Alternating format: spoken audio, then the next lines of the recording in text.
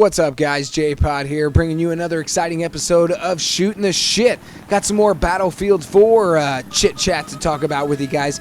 Got some special guests. Got Zamboni, dude. He's in the house. And once returning again, Jude McDude. You're a baller, buddy. But let's go ahead and talk about some Battlefield 4 beta. I am pumped for the beta. Dude, get us started.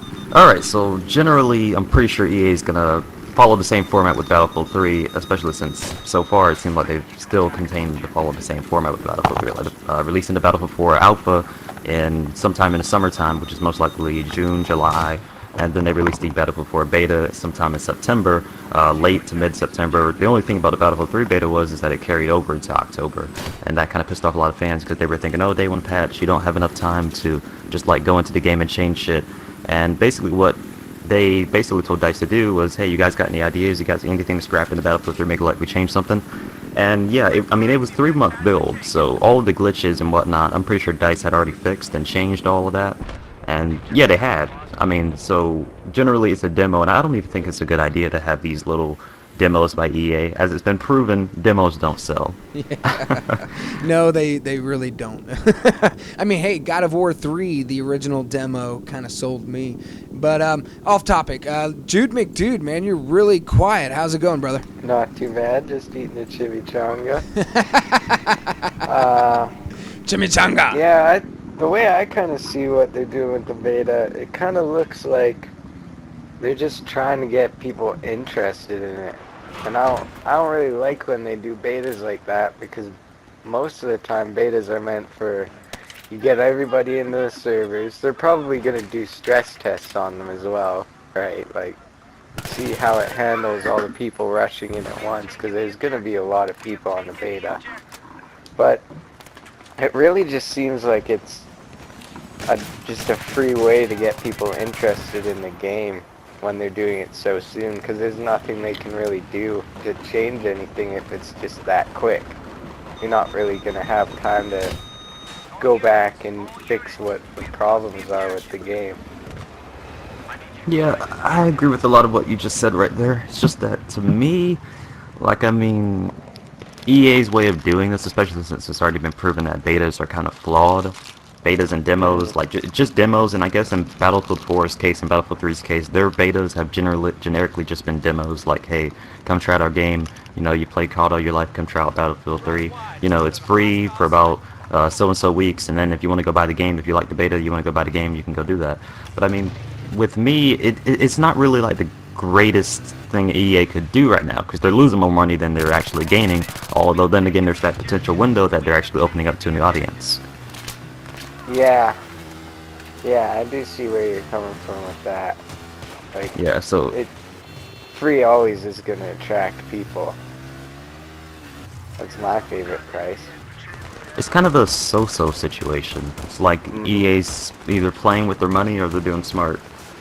Although for some reason everybody's saying that EA has changed generically, and I've kind of noticed that. I see EA trying to turn the cheek, but I don't know how far they're going to turn it. I don't want to see the whole ass cheek. I just want to see the the one cheek.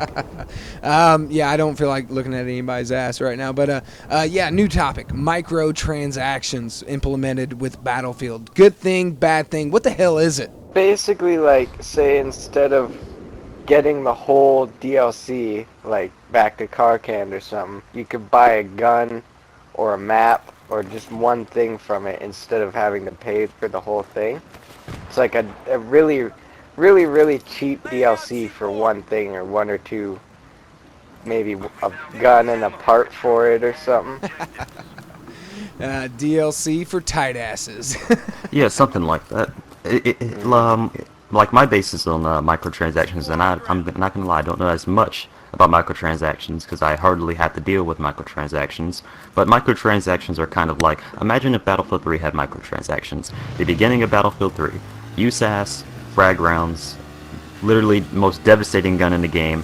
Imagine if you just bought the game and you knew that the USAS frag rounds was overpowered.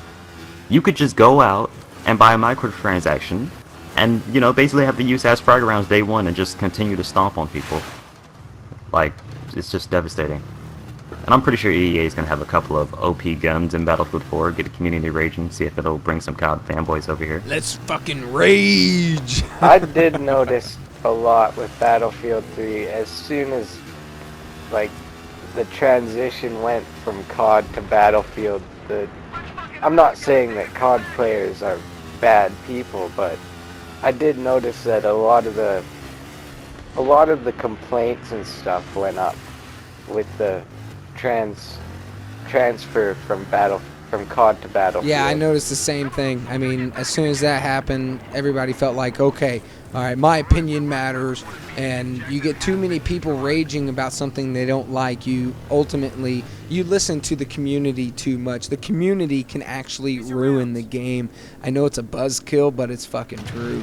I mean, some of you guys, you just need to deal with it. I mean, adapt. That's what playing a new game is adapting to its play style.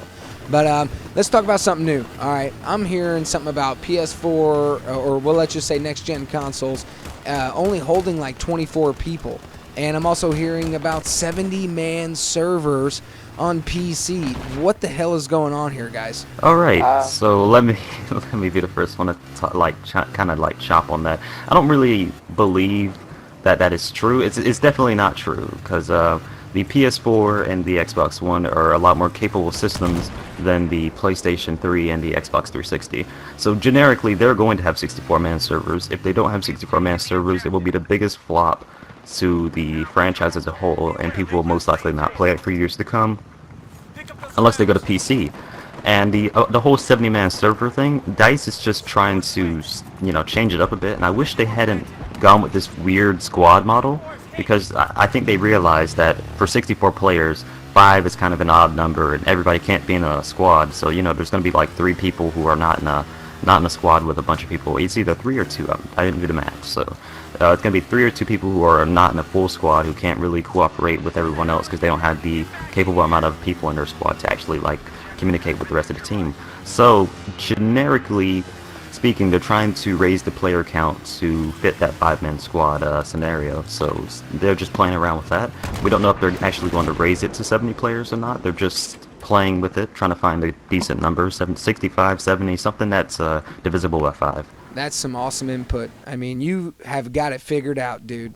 You have got it figured out. Everybody, Zamboni, dude, thank you so much for joining us here on an episode of Shooting the Shit. Check out his channel. It's down below. Got a little link for you.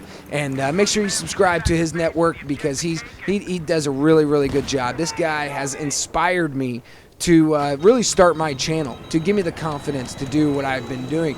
And yeah, everybody, drop a like, leave a comment, please share on your Facebook, all that shit. I mean, let's get this conversation started. And we're going for the next episode. What I want to talk about personally is naval warfare, Battlefield 4 naval warfare. What do you guys think? I know it's going to be fucking sick. Submarines, full naval ships. I mean, Jude, what do you think? You think it could be a cool thing, man? I think so. I think it's going to be pretty fucking gnarly. Look like they could be a cool factor, and I wonder if they're gonna have flags or something on Conquest that are underwater, or something you have to use a submarine or a boat to get out to, where you can have a huge naval war over a flag. That would be pretty cool.